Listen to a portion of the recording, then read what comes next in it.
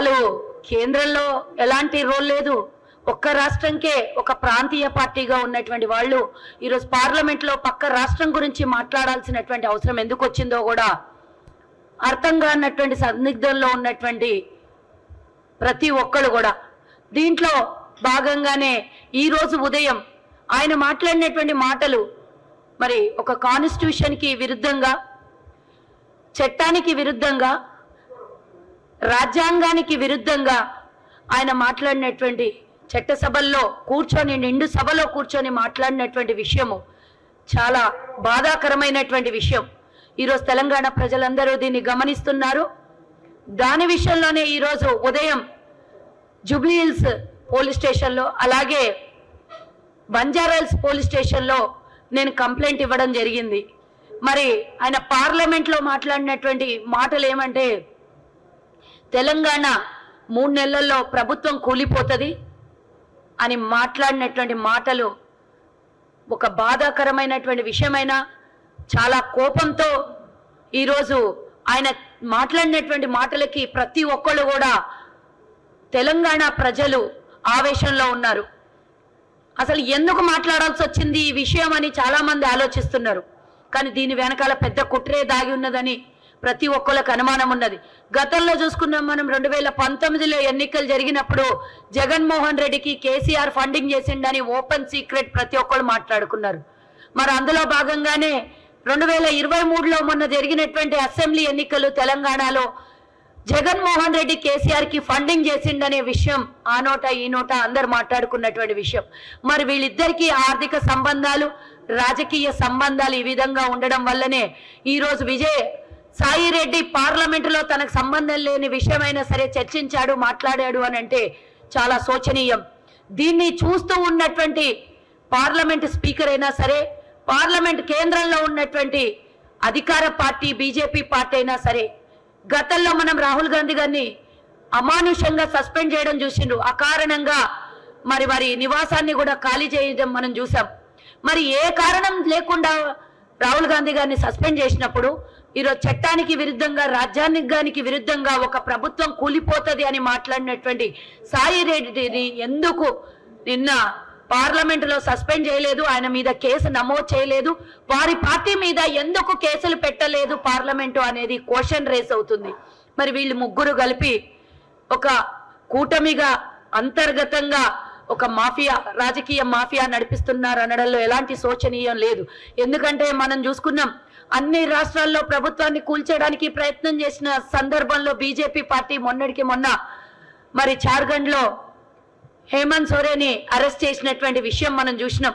Congress collusion government ఎక్కడున్నా కూడా అక్కడ పడేసే ప్రయత్నంలో 12 రాష్ట్రాలని కూల్చేశారు.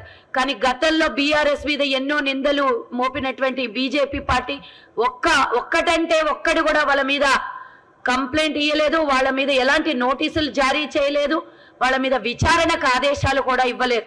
అలాంటప్పుడు కేసీఆర్కి ఈరోజు తెలంగాణలో ప్రభుత్వం ఏర్పడగానే కాంగ్రెస్ ప్రభుత్వము మరి వాళ్ళు చేసినటువంటి అవినీతి, గత ప్రభుత్వం చేసినటువంటి అవినీతిని ఒక్కొక్కటి వెలుగులోకి తీసుకొని వస్తుంది.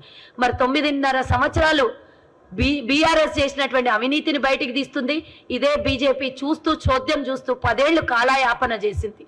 మరి ఇలాంటి సమయంలో ఈరోజు వాళ్ళకి సపోర్ట్ చెయ్యరు అని ఎందుకు అనుకోవాలి? డెఫినెట్గా వాళ్ళు 12 రాష్ట్రాలని కూల్చేటప్పుడు ఆ డిఎన్ఏ వీళ్ళ లోపల జర్రింటది, ఆ అంటువ్యాధి వీళ్ళకు కూడా అంటించి ఉంటారు.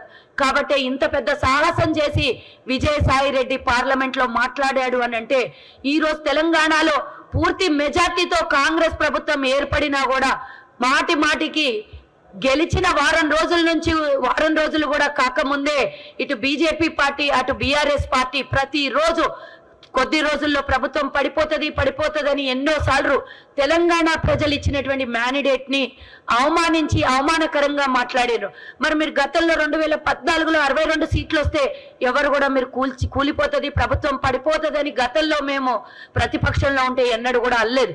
ప్రతిపక్ష హోదా మమ్మల్ని ప్రజలు కల్పించారు, కూర్చొని మేము ప్రశ్నిస్తాం, మేము చర్చలు చేస్తామన్నాను తప్పించి ప్రభుత్వాన్ని పడగొడతామని ఎన్నడూ కూడా మాట్లాడలేదు. మరి వారికన్నా 3 సీట్లు అదనంగా వచ్చినటువంటి కాంగ్రెస్ ప్రభుత్వాన్ని పారేస్తాం పడిపోతది అని మాటలు మాట్లాడుతుంటే 2 నెలలు కూడా కాకముందే మరి ప్రతిపక్షంలో కూర్చున్న వాళ్ళకి ఎందుకింత ప్రెస్టేషన్ అంటే అధికార దాహం, వాళ్ళు దాచుకున్నది దోచుకున్నది అంతా మళ్ళీ ప్రభుత్వం ఏర్పడితే పూర్తిగా నియంత పాలన చేయాలి, పక్క రాష్ట్రం సోదరుడికి జగన్మోహన్ రెడ్డికి వచ్చే ఎన్నికల్లో ఆయనకు సహకరించాలి అని కేసీఆర్ కుట్ర తప్పించి ఇంకొకటి కాదు అనడం లోపల ఈరోజు విజయసాయి రెడ్డి మాట్లాడిన మాటలకు అర్థాలు ఉన్నాయని, మరి ఇలాంటి మాట్లాడినటువంటి విజయసాయి రెడ్డికి ఇమీడియట్ గా ఎఫ్ఐఆర్ బుక్ చేయమని మేము కంప్లైంట్ ఇచ్చాం.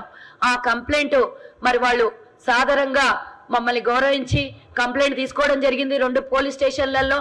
మరి ఈరోజు నేను ఈ కంప్లైంట్ ఇచ్చాను. ఉదయమే ఎలా మాట్లాడతారు, అనుచితమైనటువంటి మాటలు, ప్రభుత్వాన్ని కూల్చేసే మాటలు, మరి ఇదొక సిండికేట్ లాగా తయారయ్యి తెలంగాణ ప్రభుత్వాన్ని కూల్చేస్తారనే మాట మాట్లాడడం రాజ్యాంగబద్ధంగా చాలా తప్పు, ఇది ప్రమాదకరం కూడా అని మేము కంప్లైంట్ చేయడం జరిగింది. FIR file చేయమన్నాము.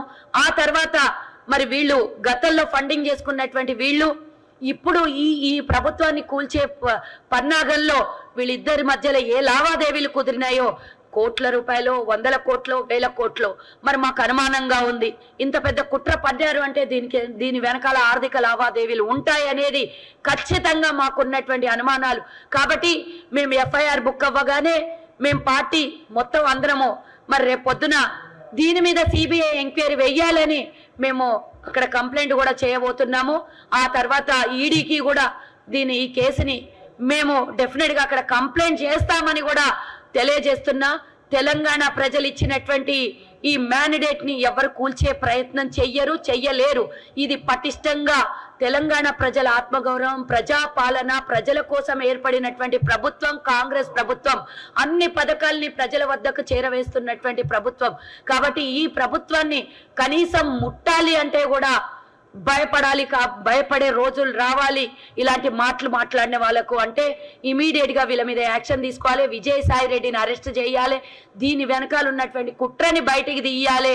ఈరోజు తెలంగాణ ప్రజల ఆత్మ గౌరవాన్ని దెబ్బతీసే విధంగా మాట్లాడినటువంటి రాజ్యసభ సభ్యుడైనటువంటి మరి విజయసాయి రెడ్డి బేషరతుగా క్షమాపణ చెప్పాలి. ఆయన మీద కేసులు పెట్టిన తర్వాత ఆయనని ఇమీడియట్ గా అరెస్ట్ చెయ్యాలని కూడా మేము తెలంగాణ ప్రజల తరఫు నుంచి, కాంగ్రెస్ పార్టీ తరఫు నుంచి, తెలంగాణ ప్రభుత్వం తరఫు నుంచి మేము డిమాండ్ చేస్తున్నాము. ఇలా ఒక్కళ్ళు తప్పు చేసినటువంటి వ్యక్తులకు శిక్షలు పడితే మళ్ళా ఇంకెవ్వరూ కూడా సాహసం చెయ్యరు అనే దాని మీద మేము ఈరోజు కాంగ్రెస్ పార్టీ కేసు పెట్టడం జరిగింది. కాబట్టి మాకు నమ్మకం ఉంది. పోలీస్ స్టేషన్లు అంటే మాకు నిజమైన వాస్తవాల మీద నమ్మకం ఉంది కాబట్టి మేము పోలీసులను నమ్మాము, కంప్లైంట్ చేశాము. అది కూడా పార్లమెంట్ లో ఉన్నటువంటి చట్టం సపరేట్ గా ఉంటది. అక్కడ కూడా పోలీసులు ఉంటారు కాబట్టి వీళ్ళు ఇక్కడి నుంచి అక్కడ ఇన్స్ట్రక్షన్స్ ఇమీడియట్ గా పంపించాలి పార్లమెంట్ కి. అక్కడ పార్లమెంట్ లో కూడా వీళ్ళ మీద యాక్షన్ తీసుకొని సస్పెండ్ చేసి అరెస్ట్ చేయాలని మేము డిమాండ్ చేస్తున్నాము.